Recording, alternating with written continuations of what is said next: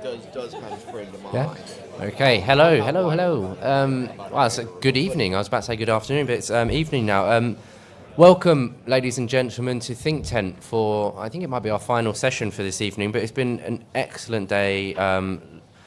Lots of enthusiastic people hearing lots of discussions about interesting topics. So a nice one to round off with, just the small topic of removing the shackles of the state and how to restore personal responsibility.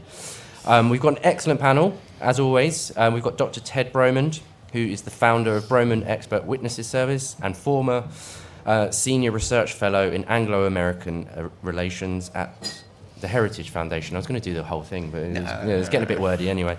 Emma Jones, the founder of Enterprise Nation. Andrew Griffith, MP, who's the Shadow Secretary of State for Science, Innovation and Technology. And Miriam Cates, former MP for Penistone and Stocksbridge, and also a GB News presenter and a fellow at the Centre for Social Justice. So we've all seen that Labour have really wasted no time in extending the reach of the state. That will be through tax and regulation, smoking outside pubs and football stadiums, and should be outside the Conservative Party conference. I've just seen a whole load of it. So how can the Conservatives lead the charge in encouraging more personal responsibility? It's an easy question because presumably lots of people think, okay, yeah, we don't need the state involved in every aspect of our lives. But it's actually very difficult to do in practice, what's called difficult conversations and of things of this nature. It seems to me as soon as people have those difficult conversations, people kind of lose their mind about them. But we're going to talk about whether a next Tory Prime Minister will be able to roll back the state and remove regulatory barriers and be a true voice for free enterprise, or whether we're stuck with this high tax, big government model. So I'm going to throw over to Ted first and foremost. Ted, why don't you kick us off and maybe delve into some maybe cultural aspects of personal responsibility, particularly in comparison between here and America? Fantastic. Thank you so much, John. As always, I feel myself placed in the role of standing in for a nation of 330 million people as the honorary American at Conservative Party conference. I feel myself fully capable of taking on the job of representing the United States. So let me just get right down to it. I'm always a little skeptical when people view the United States as sort of this land of untrammeled individualism and tremendous respect for personal responsibility.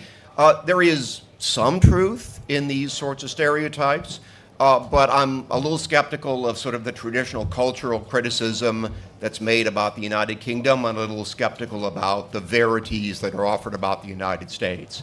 But let me just sort of lay out two ways in which I think the United States was, and to a certain extent still is, somewhat different, without wanting to exaggerate that. First, there's this sort of slightly hoary, but I think real idea about American exceptionalism. Initially, that didn't mean that Americans were, better morally or better people or anything like that. American exceptionalism was a phrase that was meant to mean the United States did not have a traditional working class and therefore did not have a socialist or socialist parties. That was what the phrase meant initially. And it is true that Americans are terrible at understanding and talking about class, which is kind of the point. For a long time, it's not that we didn't have it, but we had somewhat less of it. We didn't have a Labor Party, for example, in the United States. And I think there is something in that relatively limited position of class in the United States that did encourage particularly enterprising and entrepreneurial people like my great-grandparents, like the grandparents or great-grandparents of millions of Americans, to pick up sticks, particularly from Europe, and move to the United States. So there is sort of that social aspect to it, without wanting to exaggerate it too much. Secondly, the United States is really big. There are a lot of regions, and we have a system of federalism built into our Constitution. That's an area where, obviously, there are the four nations of the United Kingdom, but it means a lot more in the United States, where we did not have for many years the same kind of unitary national state that the United Kingdom had and has. Again, it's a matter of degrees, but it was significant in the U.S. I think that also bred more localism, more individualism, and more personal responsibility. I'm putting a lot of this in the past tense because I think we're losing a good deal of this. I think we have a much more unified class structure than we ever have had in the United States. I think we've had the emergence of what is sometimes called the blob, the new elite, the new educated class, a phenomenon that you see in the United Kingdom as well, that has been very successful in taking over the government, taking over the media, taking over elite institutions. We still like to talk in the U.S. a lot about race. I wish we talked less about race and more about class. And because I think that as America becomes a more class-oriented society, some of that individualism, some of the willingness to speak freely and act individually must be repressed, indeed is being repressed. And then we also have a lot less federalism than we did in the United States, as the Supreme Court has expanded the power of the federal government over the states, as the bureaucracy of the federal government has grown and exercised more and more coercive power over the states. Federalism has become less significant, not insignificant, but less significant. So I think the two things that have made the United States more individualistic, maybe more oriented towards personal responsibility, have somewhat diminished over time. If I wanted to offer a prescription for the United Kingdom, I would probably say that first, you in the United Kingdom, just as we in the United States, need to be conscious of this growth of this new managerial, technocratic elite class and its ability to both expand government and repress opinion. And secondly, that you need to continue to do what the Conservative Party did somewhat haltingly, which was to support more mayors, more city mayors, more regional mayors, more local and regional power, and try to devolve to a certain extent, without you losing fully the unitary government of the United Kingdom, to develop more regional autonomy, more regional government. I think there are limits to that here, but I think both of those steps would at least offer some pathway towards improving the conditions under which personal responsibility and localism can thrive in the United Kingdom. Thank you, Ted. Just a quick point or question, I suppose.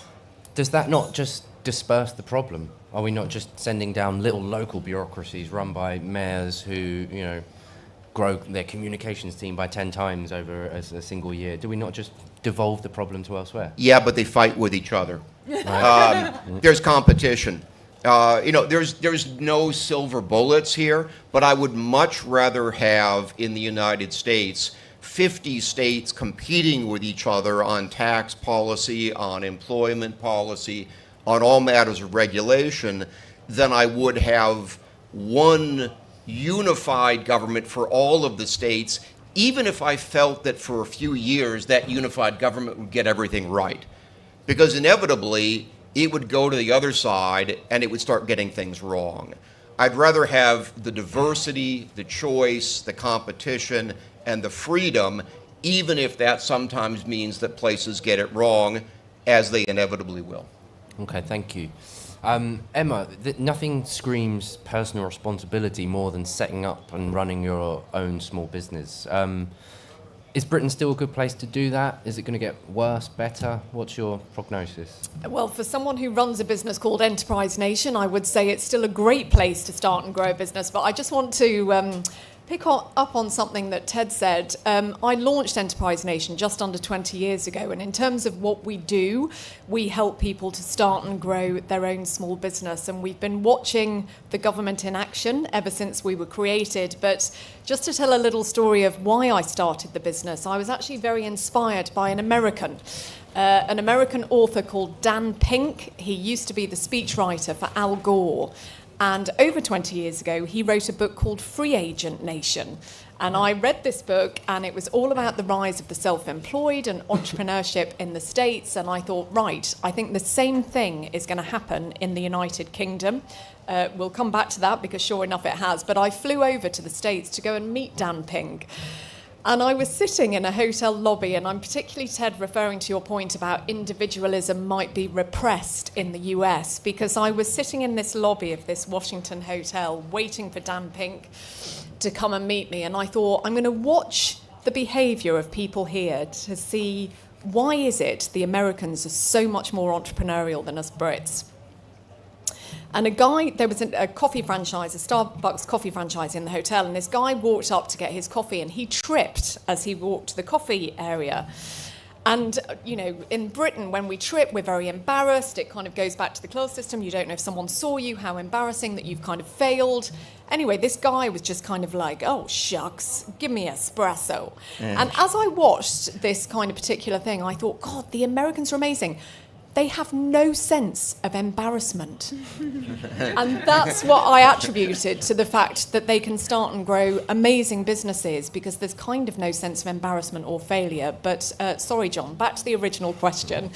Is the UK still a great place to start and grow a business? I look back to the best years, which were under a Conservative government to start businesses, we were very involved with David Cameron's reign in 2011, when 8 of us who had our own businesses were asked by a man called Steve Hilton, who some of you may still remember. First of all, there was an amazing man in government called Lord Young, who had been given the title Entrepreneur in Residence at number 10. First of all, we need to bring that back to get somebody with business instincts in number 10. But Lord Young had been entrepreneur in residence, and he had to step down because he said an inappropriate thing with an interview. He then came back into power, but he introduced us to Steve Hilton. And Steve Hilton said, right, in the States, back to America, they've just launched this thing called Startup America. I want you founders of companies, 8 of you, I'm going to give you no money, but I will give you political endorsement. I want you to launch something called Startup Britain. So 28th of March 2011, David Cameron, Vince Cable, George Osborne, Mark Prisk, for those who remember, he was business secretary at the time. We launched a private sector backed programme called Startup Britain. And it ran for 3 years. And this was a time where everyone was talking about starting a business, from the Prime Minister down.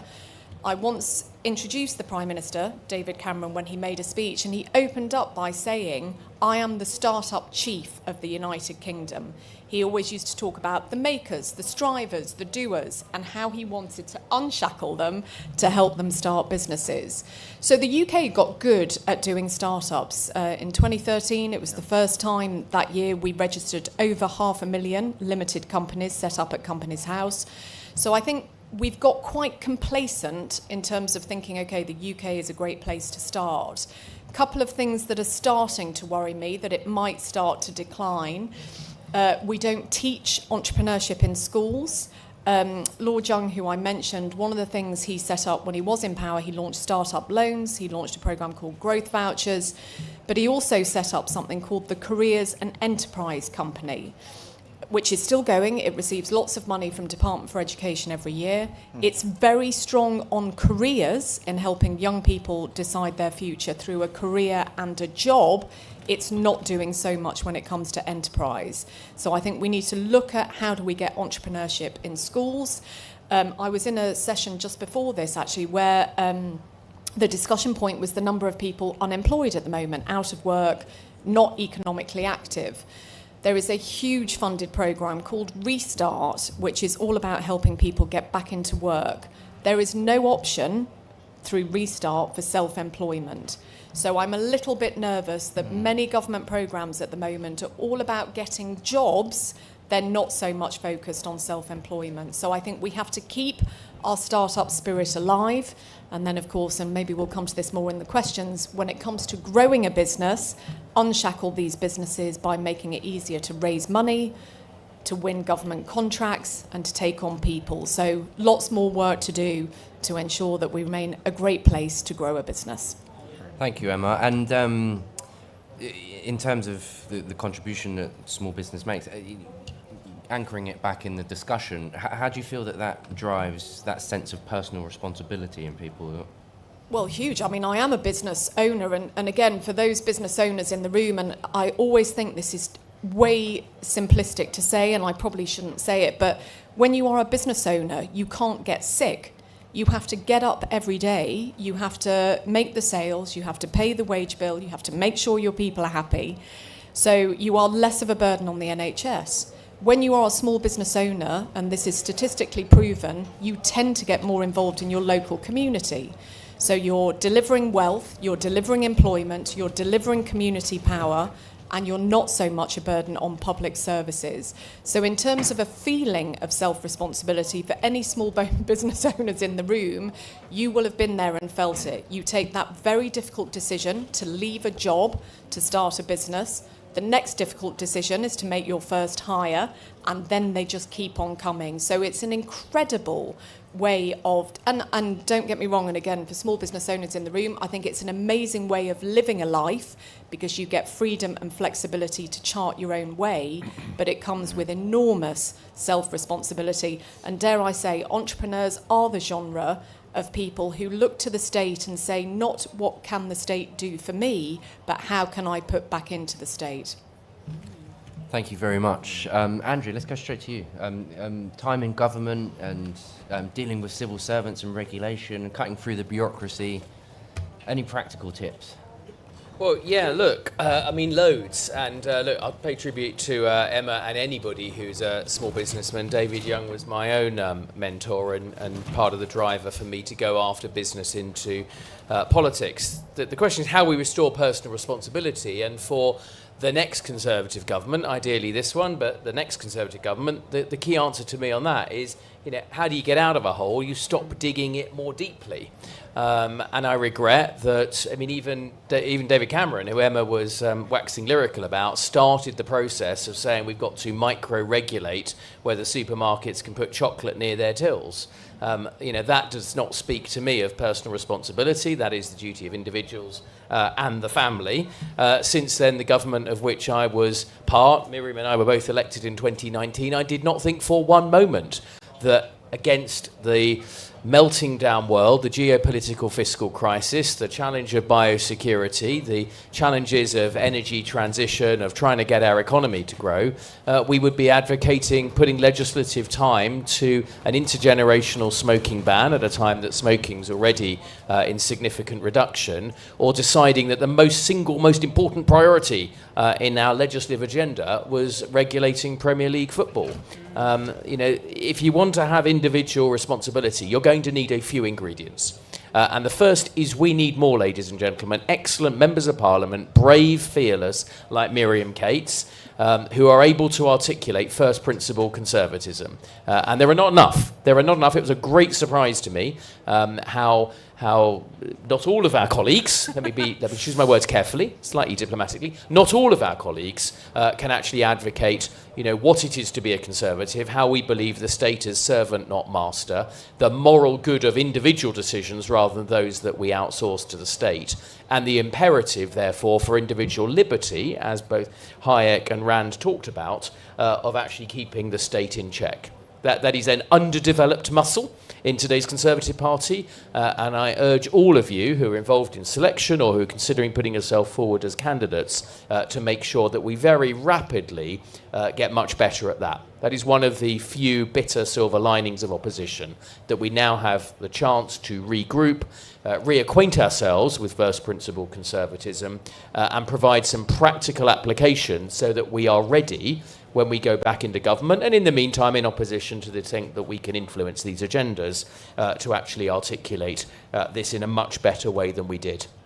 Regrets I have many. Our failure to properly reform the state-owned media, BBC and Channel 4, makes a significant contribution to the debate. Emma talked about enterprise, but of course the only time we ever really hear about a business or enterprise or private capital in the state-owned media is when they've got some construct of failure, or somebody's paid too much, or something has been perpetrated against consumers.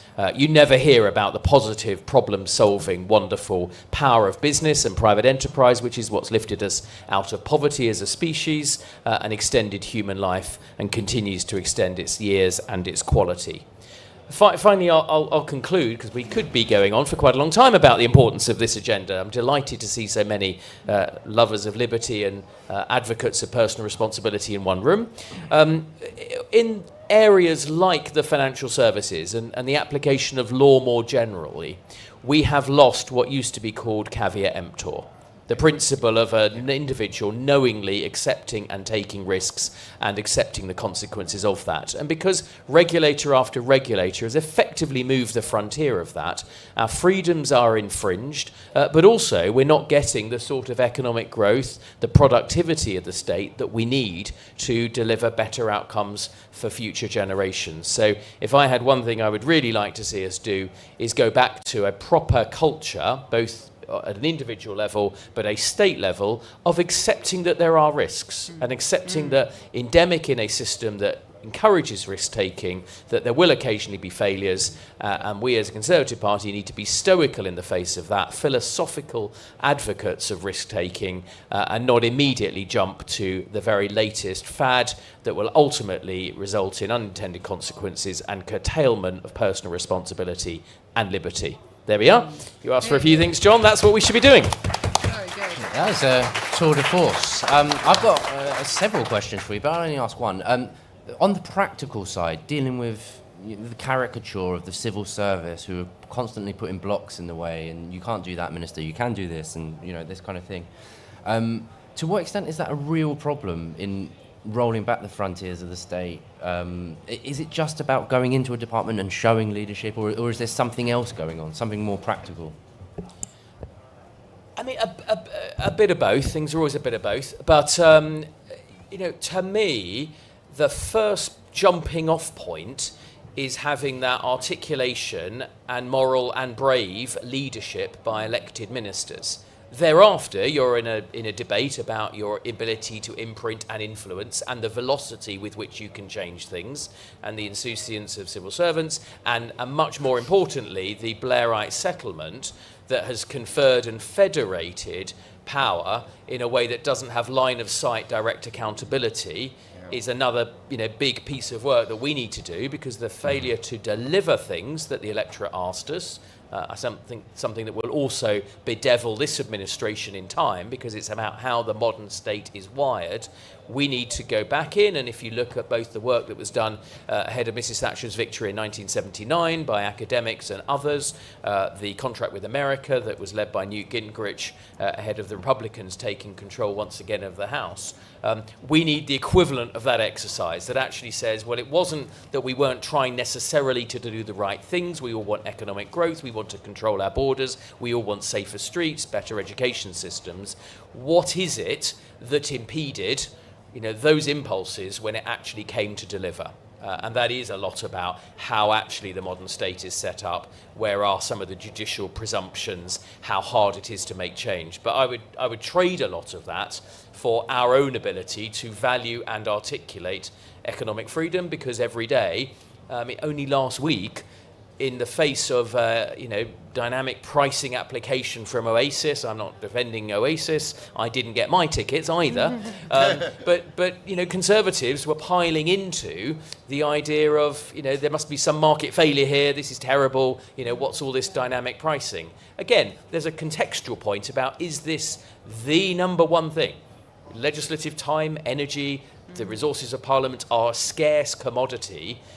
In that spectrum, even aside from the impact on individual liberty, free markets, the ability for people to innovate over time and learn from that, even aside from that, how could that possibly be up there with, dealing with some of the conflicts that are going on, supply chain insecurity, genuine people that are being left behind, an aged generation who are not getting the care they need? I could continue. I won't. People often forget that happy hours are dynamic pricing in the reverse direction, which they seem to like. But Miriam, I needn't frame. You're a champion of personal responsibility and have been for several years now. So why don't you round off our comment section for us? Well, I'd just like to pick up really on what Andrew was saying about taking risks, and particularly the area of parenting in the family, which I think is the government has intervened on and is far too involved in. I had a really good picture of this over the summer. I've got 3 children. We went on holiday to Croatia. It was absolutely fantastic. One day we went down to the beach, and there was one, I don't know if you've seen one of those pedalos with a slide on. Anybody who's got kids will see this. It's a traditional pedalo, but on the top it's a plastic slide. And the idea is you pedal it out into the ocean and then you just jump off and slide off. It's great fun for kids. So we went down to the beach, and we said, can we hire this pedalo? It's like, yeah, that's 20 euros. It's like, where do we sign? No, it's just 20 euros. Come back in an hour. So we handed over a 20 euro note, and off we pedalled into the Adriatic, had a fantastic time, nobody drowned, came back, an hour later, gave the pedalo back. The next week, we were down at my in-laws in Suffolk, and we went to Dedham, that fantastic, beautiful place in Suffolk, and the National Trust own it, and we wanted to hire a rowing boat on the river. And they would not let my children in a boat. The river's about 80 centimetres deep. They wouldn't let my children in a boat without a life jacket. They can all swim probably a kilometre. Youngest is 10. They made a sign, a risk assessment form. We had to have an adult in each boat, and this is a river that's 80 centimetres deep. And I think that basically sums up the problem that we have in this country, is that nobody is allowed to take a risk for themselves anymore, possibly because we have an increasingly litigious culture, although I don't think that's the full answer. We've just got into a habit of not allowing people to take risks. And I think the comparison between countries on the continent, France is another one. There's no health and safety. There's the most amazing playgrounds in the world because they assume that parents will take responsibility for their own children. And I think we've absolutely rode back on that big time in this country. I mean, so many examples. School dinners, schools are writing home telling parents what children are and aren't allowed in their lunchbox. They're telling parents whether or not they can allow their children to walk home from school. And what we've done is we've taken responsibility away from parents. And surprise, surprise, parents have actually become less responsible. If you take responsibility away from someone, they actually become less responsible.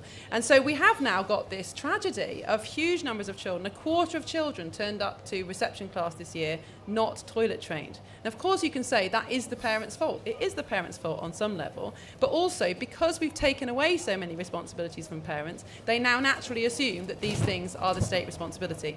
And if schools do start brushing children's teeth, as the Labour government want them to do, I can predict one thing, that children's dental health will go down because fewer parents will take responsibility for their children's teeth brushing. There are more sinister aspects of this as well. Look at the sex education agenda in schools. The state has taken away a key aspect of parenting, which is the right to pass on your own values to your children. And really, it is a mess. We've had this huge challenge to parental authority, real blurring of the boundaries between state and parenthood. So I think we're in a bad way in this country, and I think things are going to get worse under a Labour government. But it's not just in terms of education and risk-taking that the state intervenes too much in family life. We've also got the tax system. And on the one hand, you could say that we've got a very individualistic tax system. Shouldn't we support that as Conservatives? But actually, it completely misunderstands the way that family life works. Families don't operate as individuals, they operate as households. And most countries, comparable countries in the West, tax people as a household rather than individual. They allow couples to share their tax allowance. There are additional tax breaks for having children, recognising the fact that parents have dependents and that it's more expensive to live as a family. And so the way that our tax system works is it intervenes in the way that parents make their decisions about how they earn their money. If you've got one higher rate taxpayer in your household and someone else who's not earning anything because they're saving the state a lot of money by looking after their own children and perhaps elderly relatives as well, then that family will pay far more tax than a family next door that's got 2 median wage earners. So that skews people's decision making in a really unhelpful way for families. There's all sorts of ways that the state is intervening on family life. VAT on private education. Parents who don't use a state service should get a rebate, not an additional tax. And I think we're just going to see more and more of this from Labour because, sadly, socialists just don't trust parents. In fact, they see parents as the enemy too often rather than the fundamental foundation of society, bringing up next generation. But I do think, actually, it is all about risk. We've become very, very risk-averse in society. But withdrawing that safety net, if you like, is going to be painful because we do now have a society of many people who don't want to take those risks, and we saw that in COVID. Those of us who really were against lockdown were absolutely aghast that so many people wanted the government to go further, to provide more, to spend more taxpayers' money, to lock them up for longer. And unfortunately, I think that's just symptomatic of the fact that we've become so reliant on the state that actually people are afraid of taking personal responsibility. So if we are going to change this culture, I think it needs to be slowly and in increments, because I think to completely remove the safety net of the state straight away would be a step too far. And just finally, talked about intervention in tax system. I think one thing we need to recognise is that the welfare state in terms of pensions and healthcare is an intervention in itself. Now, it might be one that we want and we want to keep, but we've also got to recognise that it skews people's decision making. So in the past, the decision to have children was partly a financial one, because before the welfare state, who was going to look after you in your old age and provide for you and contribute to your family business if you didn't have children? Having children was about security. Whereas now, because we completely socialise the cost of old age, regardless of whether you have children or not, regardless of whether you contribute enough in tax or not, you will get a state pension, you will get healthcare, you will get social care. We've severed the link between having children as a financial benefit and old age, and therefore there's no financial benefit to having children anymore. It's a totally privatised cost, or almost totally privatised cost. So you can completely understand why the birth rate is dropping. And actually, if we want to increase the birth rate, provide future taxpayers, and therefore reduce the tax burden on us all, then we've got to either socialise the cost of having children, which many people in this room might disagree with, or provide some sort of better benefit, more incentive to have children in the long run. Thank you, Miriam.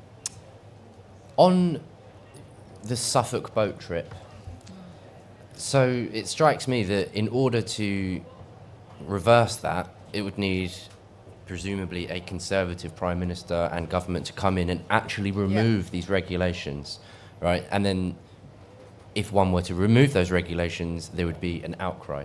Yes, and I think what we did wrong over the last 14 years is we didn't repeal anything.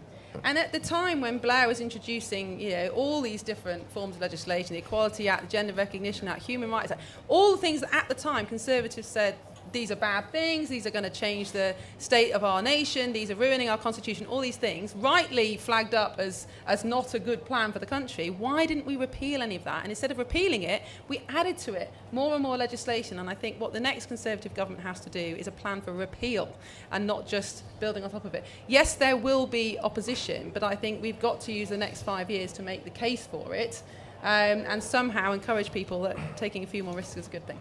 Okay. I also find it really interesting that it's the EU countries that have this sort of, do what you want, whereas, Brexit Britain happens to be the sort of health and safety capital of the world. Let's open up for questions. Lots and lots of questions. Please say your name, a nice, clear, crisp question, and direct it to a panel. These lights are very bright. This gentleman here, Tom in the blue shirt there, if we can take those two questions first, and then we'll... Thank you. Michael Bracken from Cheshire and Amersham. One of the biggest shackles of the state is around employment. What would you like to see changed in employment law, and would you start addressing minimum wages? Is that for a particular panellist or just in general? Andrew, why don't you pick that up?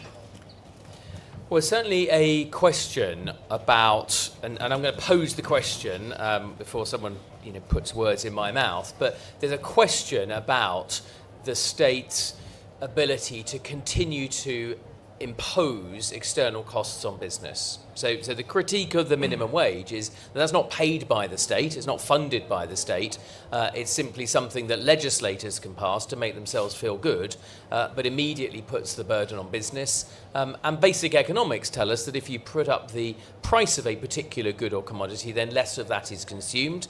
And so the very significant increase in the minimum wage has coincided with what we now have, which is a worklessness crisis. There will be potentially some causality. It won't be the only issue, because we've also seen welfare state and redefinitions of how you qualify for particular welfare benefits. And Miriam would talk, I'm sure, at length as well about the family and the number of children who are growing up in workless households. But that is certainly something that I advocate This is not novel. This is something that was done in British Columbia. I suspect the Taxpayers Alliance have followed this model more closely, that those obligations that we put on business, whether they're regulatory burdens or direct transfers or something like the minimum wages, there should be an annual budget for those. We should do the work. There should be proper impact assessments, something that governments of all flavours are not as good at, and this government so far has a particularly bad record on impact assessments, and there should be an annual budget of that cost so it doesn't become another cost-free choice. Does that make sense? Thank Tom. This is more aimed at the politicians on the panel. Just trying to think of some of the ways we can frame this politically, the kind of agenda you're talking about. I wonder if one important one, and I love the budgeting idea, is having sort of using sort of the kind of thing Labour does, rights and special obligations. So one suggestion I would have, for example, is just like having about say you can't raise taxes without cutting them. Frame it as we're trying to stop taxes going up, not that we're trying to cut them, particularly unless we are cutting them. But since that hasn't happened for like decades, you might as well have a more right-wing policy with a more honest approach. And then I wonder if one of the ways to get some of the personal responsibility Miriam's talking about is to have some kind of sort of parental right thing where parents can opt out of the rules, rather than say we're abolishing all these wonderful rules, make it an issue of the parents being able to overrule the institutions. Miriam, do you want to address the opt-out point? Yeah, I mean, I think it's an idea that's worth exploring, certainly, and the problem in schools of this kind of mission creep, where schools have gone from imparting knowledge and skills to almost a social engineering agenda, is a disturbing one. How you row back on it. I'm nervous about rights. I just think as a framework, individual autonomy rights has reached its limit. It is unable to solve many of the problems that we have today, basic ethical problems. And I prefer a more traditional approach, which is about responsibility and duty, because rights end up, there's always some competition between rights at the end of the day and who is to resolve that. And I think, a basic foundation of Western civilization is that parents have authority over their own children and that no one else has the right to intervene in I've used the word right, but no one else is allowed to intervene. How you row back on that, I mean, I do think it has to come from the top, from political leadership. At one point we had, a third institution, the church, that was more responsible for the kind of values. The state ran the country and the parents ran the home. We don't have that anymore. There is no consensus over those values. So I think the leadership does have to come from a future Prime Minister who gradually rolls back. But there's so much we could do. I mean, even just something like repealing the public sector equality duty, which would mean that public sector organisations, including schools, no longer have to implement DEI everywhere. That would be an enormous improvement, because that would remove from schools this kind of compulsion to teach values as well as knowledge. So, but it requires, some very clever people to sit down and work through a programme of reform that is not easy. A couple of thoughts.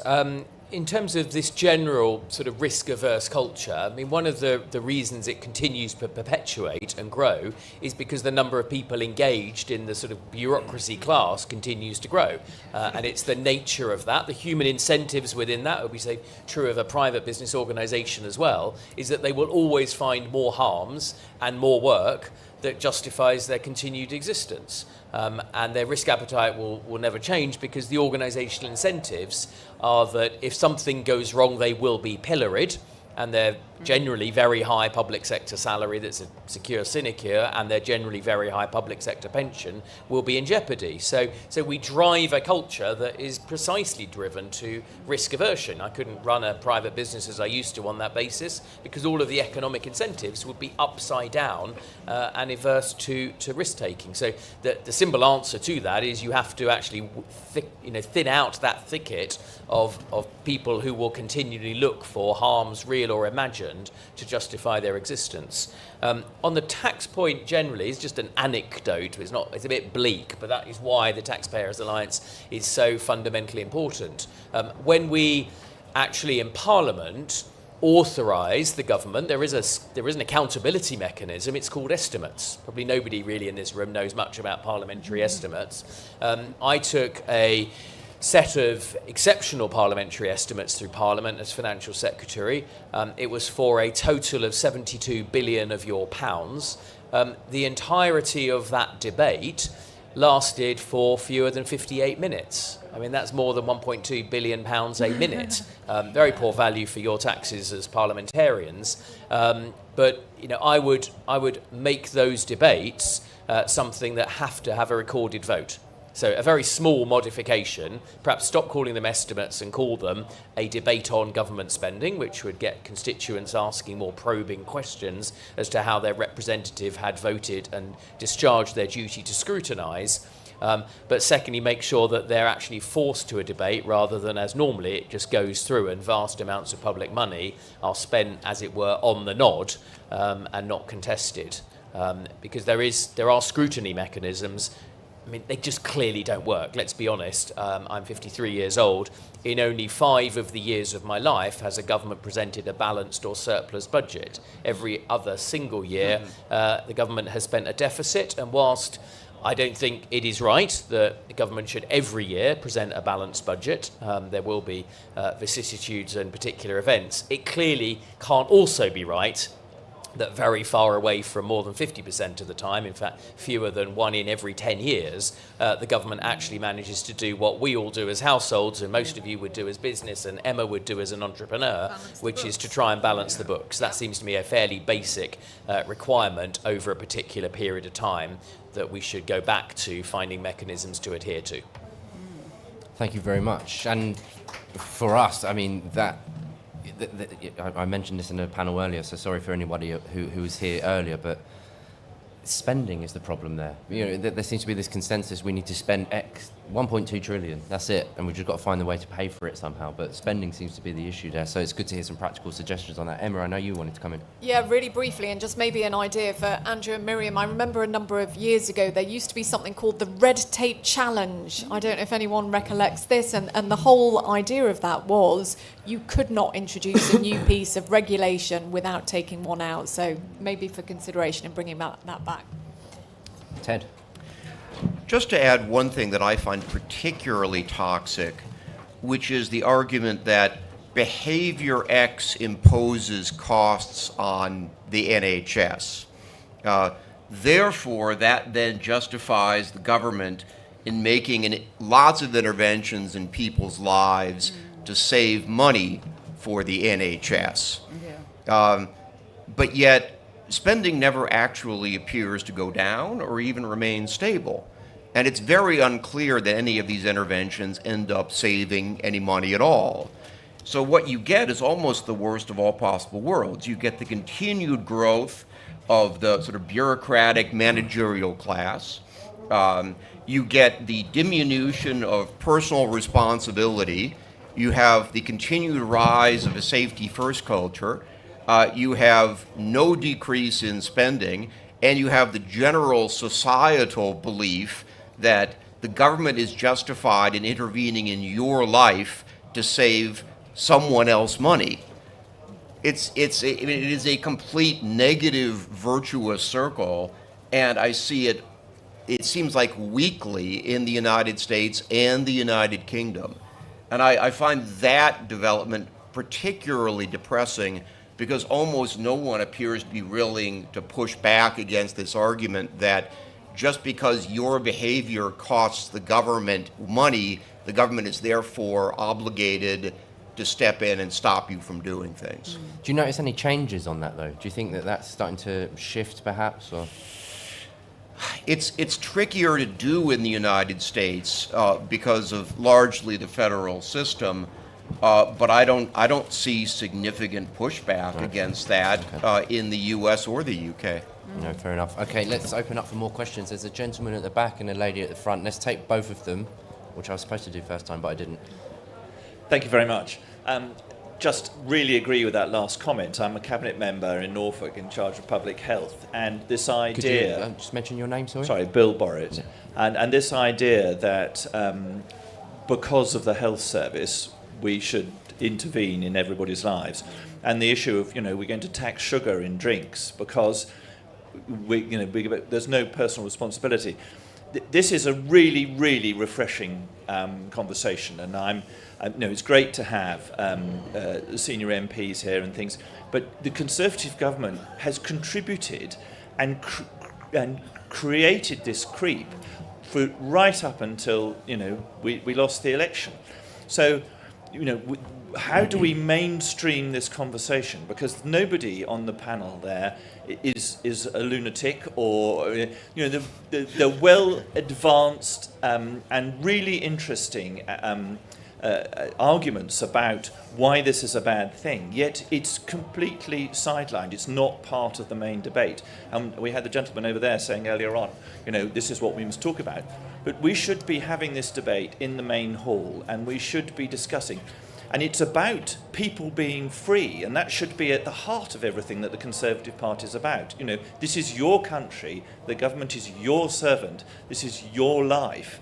And if we were to talk about it in those sorts of terms, why wouldn't you want personal responsibility? Why wouldn't you want to take responsibility of your family and your job and your life? Because, ultimately what you gain is freedom, and, what could be better than that? And I think that if we were to try and frame the discussion in those sorts of terms, hopefully we can make it much more mainstream, because I think it's really important. Thank you, Bill, and I think you did a marvellous job of explaining it yourself. But we're talking about mainstreaming this conversation elsewhere, and there was a lady down here at the front, Darwin. Hello. Josie Tubbs, I'm just a member, live in Dedham actually. Yeah, it was Dedham. I know exactly I was where trying you're to talking be a bit about. diplomatic, but yes, it was in Dedham. I don't mind, we just moved there. So don't go on about. I just wanted to ask if, because I always feel insurance has quite a lot to do with some of these issues. So it kind of almost gold plates the risk aversion and the freedom of people. Because if anyone wants to take a risk that isn't insurable, they can't. So you don't have the usual underwriting of risk. People can either insure something or they can't, or drive. I asked for my partner to be put on my AXA, and I worked at AXA insurance policy once, and they said no, just because he had a few speeding tickets. So I just think insurance skews things. I wondered, Ted, if it's the same in America, but I think it does dominate a lot of the way people live nowadays. Ted, why don't you pick that last question up, and then we'll take Bill's question after. Yeah, my experience. I'm a small business owner, and I've had sort of the normal experience of home purchase and auto insurance and that kind of thing. My experience in the States is that virtually everything is insurable. The question is, what's the level of price you're willing to pay? I think, broadly speaking, one of the big criticisms that conservatives would have of the medical market and the insurance market in the U.S. is precisely that everything is regulated state by state. Now, I realize that I just sort of talked up the virtues of federalism here, but there is, from the American point of view, a good constitutional argument to say that interstate trade in insurance or health should not be controlled by the state, the American state, in the same way that the Constitution does not allow New York to impose tariffs on Pennsylvania, for example. So I would like to see in the U.S. the development of more competition in these markets and the acceptance of, in one state, of minimum standards set in other states. And by and large, that really hasn't happened in the U.S. And I think that makes the market in the U.S. a lot less efficient than it otherwise could be. Thank you. Emma, do you want to pick up on either of the points? Well, just the one point, actually, just back to what Bill was saying, is the message from the Conservative Party, and as has been called out, I'm not a politician on this panel, but I tell you one thing that small businesses are desperate to hear at the moment is some positivity and optimism. And small businesses been through Brexit, COVID, cost of trading challenge. Did they think they were going to get positivity with the new government? Maybe. But of course, since the new government have come in, it has been talk of pain, increased tax, workers' rights, and small businesses just want someone to show them that light. So I think what is important is if the party can unite with a vision, but please, please make it that positive and optimistic message, because it would certainly get the small business vote. Thank you. Andrew? Yeah, look, on Bill's point, how do we mainstream this? Well, we're starting that now. We're here at Party Conference. The opportunity of opposition is the chance to reconnect with a coherent political philosophy freed from some of the trammels of government. I will stand by the maxim you only need a relatively small number of people all pulling in the same direction to achieve change, and that there's nothing as powerful as an idea whose time has come.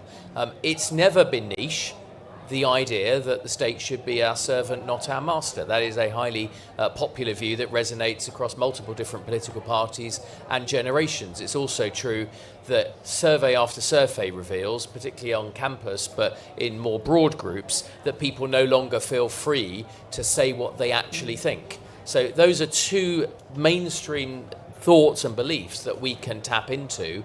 Arguably, they are more popular ideas than the actual execution of the Conservative Party has been in recent years, and it's all upside if we can reconnect and be the voice of that. That is why we've got to act without delay. We do not have long to, if we want to get back into power in 4 years' time, to repudiate some of our sins. There's nothing as welcome as a sinner repenteth, and to start to articulate a more coherent set of philosophies and be clear about the things that we are not going to do when we get back into government again. In the meantime, just watch Miriam on GB News. Talking of which, Miriam, why don't you finish off the comments there? Yeah, I don't know what else there is to add. But I suppose I think I think the solution actually lies with our young people, and I think we've bred a generation of young people who are incredibly risk averse because we've overprotected them in the physical world and underprotected them in the virtual world. So they're not allowed to go and play in a playground anymore on their own, but it's fine for them to stay up all night watching pornography. I mean, that's the kind of state we've got to. So they've become anxious, they've lost a load of social skills, they're terrified of being rejected or of not getting a job and all these kind of things. And it's unsurprising to me that the biggest group of growing worklessness people dependent on disability benefits are young people with mental health problems. And that's because we've overprotected young people. And I think there absolutely are things we could do about that. So you mentioned insurance. Now, one of the reasons so few children now get work experience in school, when I was at school, everybody in year 10, compulsory 2 weeks, find it yourself, get out there, even if it's just photocopying, do something in the real world. Schools don't do it anymore because of the businesses won't take people because of the insurance risks. So I think there's things that we could do that you could argue this is state intervention, but to compel employers to take on, to waive the risk, if you like, to waive the risk for taking on young people. And then things like the national service idea, I mean, it was ridiculed, but actually young people are crying out for that opportunity to take risk in a way that gives them responsibility, that gives them confidence. It's hugely popular in other countries. We need to find a way of helping our young people to take risk again in the way that they're designed to do, and then that will feed into workplaces in the future. And we can't ignore the fact of an ageing society in all this. People are more risk averse as they get older,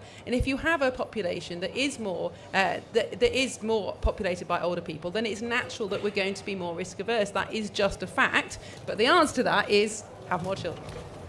Thank you very much. That's always the answer to everything. More questions. Good few hands. There's a gentleman in the brown jacket just there, and then we'll go front row as well. Yes. Just to And say, then we'll do a third one here as well. okay. Yes, I would just like to. I think that what Miriam and Andrew have said. I mean, I've always known that since Young Conservative days that Andrew has been incredibly sound in terms of trying to achieve a society that has more personal responsibility within it. And more freedom that benefits business. Andrew and Miriam, what I'd like to ask is, in terms of how we communicate this to a public that has been brought up, and partly our own fault as Conservatives, with policies that said, oh, it's all right, we the state will protect you, just rely on us, you won't have to worry about anything. It's somehow to do financial surveys or studies that show the financial potential gains and competitive benefits to business and relate that to growth that can come from stripping away certain streams of regulations. In other words, showing how tying it back down to the bread and butter issues, by having greater freedom, it's not just that it's better for you, it actually will enhance potentially growth, or it certainly will have a positive impact for business and enterprise, but have actual financial studies with figures that we can then show off at the next general election to say, we're not mad that we're doing this because this is good for the economy and therefore, inevitably, financially good for you. Very good, thank you. The gentleman at the front, and then this chap here. So we talked about how to restore personal responsibility, and I have a theory that it all comes from the healthcare system here. I understand if you have a car crash, your arm gets cut off, you need immediate medical care, no question. Healthcare system too should socialise risk. If you need cancer treatment, the state should take care of that because the individual might not be able to insure for this. But for everything else, we happily buy ourselves iPhones every year, stuff like that, these expensive items. And I just wonder if this sort of cradle to grave, free at the point of delivery, just takes away individual responsibility for your own health.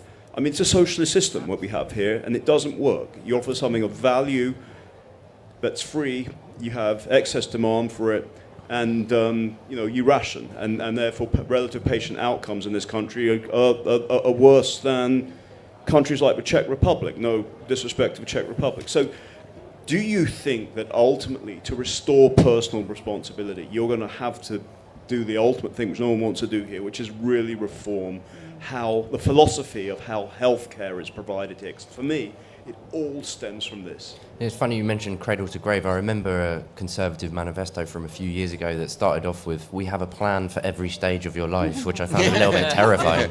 But yes. Just a question, something that hasn't been mentioned. We're talking about shackles of the state, and I just wonder what the panel think about the shackles that are being put on all of us with regard to the drive to net zero, which is now telling us what engines we can have in our cars, what boilers or heat pumps we're going to have, whether we can eat meat or not. And I'm just concerned that it's just even further broadening the state telling us what we can and cannot do. I was negligent in my duties as chair, so I didn't pick up names there, so I will do it on themes. Ted, how we communicate these ideas, either through financial gains, healthcare, or net zero. Do you want to do all three, or do you want to pick one? Maybe I can sort of package them together, or maybe I can't. I'm not sure. Let me start with one thing that I don't think anyone has really raised explicitly so far, but it sort of touches on the question of the under 30 or maybe even under 40. It's really difficult to encourage people to take risks, to start a family if they can't get on the housing ladder. And that goes to the entire planning system in the United Kingdom. And the desperate need of the country and of the Conservative Party to create a situation in which a lot more houses can be built. I'm deliberately not saying fix the housing market because that implies lots of government intervention on it. But that lies behind a significant share of the Conservative Party's problems with the younger voters, and it cuts into every other aspect of personal life. Net zero, I entirely agree with sort of the thrust of the gentleman's question. The United Kingdom is busy sacrificing itself on the altar of its own self-responsibility while allowing, not that it is within your power to change it, the Chinese and lots of other nations to continue to pump climate-changing substances into the air at a rate that vastly outstrips anything that you can possibly do. I don't understand why the United Kingdom feels that it is your job to sacrifice yourself meaninglessly for the rest of the world. It just makes absolutely no sense to me. And then finally, the NHS. This always comes poorly from Americans, but I'll take on a challenge here. I'll go for 1 year without publicly provided health care if all of you will go for 1 year without privately provided food.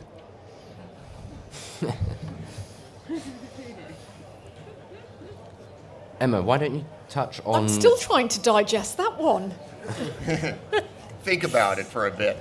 Do you want to take him up on the challenge? Emma, why don't you touch on the point about the financial gains and the demonstrable financial gains to growth of removing some of these regulations that impinge on personal responsibility? Would love to, just with one comment, which is there's one figure I'd love to see back potentially from a next Conservative government, which is when Matt Hancock was Minister for Cabinet Office, he set a target of saying, I want to spend £1 in every 3 with small businesses. And at the time, he said by 2022. We're in 2024.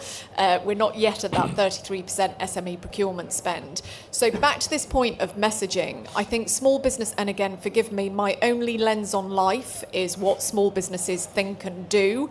Small businesses have a message that appeals to them when they do understand what does this mean in terms of what goes in my pocket and how can I save time. So one thing I would love to see, and it's a whole area where again regulation has come in, SME procurement is now so difficult for small businesses to apply for and win government contracts because of things like Social Value Act, the requirement for modern slavery agreements, insurance levels, which this lady mentioned earlier.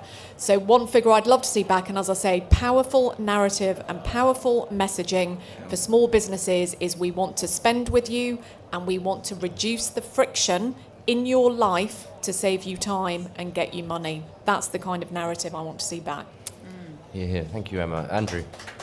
I pick up the point about how we communicate that to the public, because that's our job as, if you like, retail politicians. I like the example of actually putting some numbers on it and giving some, if you like, mythbusters or use cases. But the simple truth is that very few of these regulations that we should be repealing will ever be mourned, because they never came from consumers or individuals in the first place. They came from lobby groups and producer capture. And if you ever want an example on a constituency level, the repeal of things like active travel, no one would mourn. Nobody wants to be bossed around. That's not part of the human condition. And you as an audience have been very inventive, having been quite timorous with your hands. There's a flourish of hands coming up with, what about being directed about our energy system? What about being directed by our national health system? In a word, that's an excess of socialism, and we believe in individual liberty and market solutions. And there's a great opportunity for us to push into that as a party, reap big political gains, and connect with what, ordinary people, the word common sense, and the number of times you'll sit in a pub or a bar and people will say, I just wish someone applied some common sense. That's what we're in the business of doing. It's not taking complete reckless risks. It's just going back to common sense principles and values. Miriam, final word. On the NHS, I agree. And I think if you had a car that you knew if it went wrong, the government would fix it, a lot of people would just run it into the ground. And that's what the NHS is. There is no link between how well you look after your health and whether or not the state will fix it. And I do think that we've reached the limits of funding the NHS in the way we do.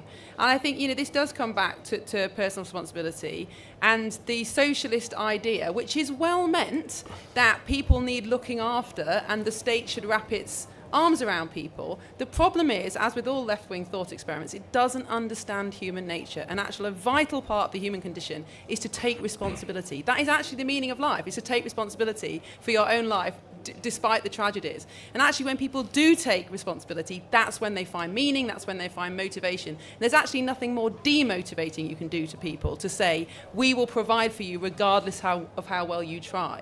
And so yes, I do think we need some sort of safety net in life, particularly as civil society has collapsed so much over the last 50 years. I think there is a need for some sort of safety net. We've gone way too far to the point that we're actually robbing people of a fundamental part of human dignity, which is to learn to take responsibility for themselves. So we've got to row back on it. I mean, the NHS is completely unfundable into the future, as are pensions. A future government is going to have to make a decision on it. So we should be the ones to start rolling the pitch. But I think the positive message is that the real reward in taking responsibility. It's not about taking things away from people, it's actually about giving something back. And that is the right, the duty, the joy of taking responsibility for your own life.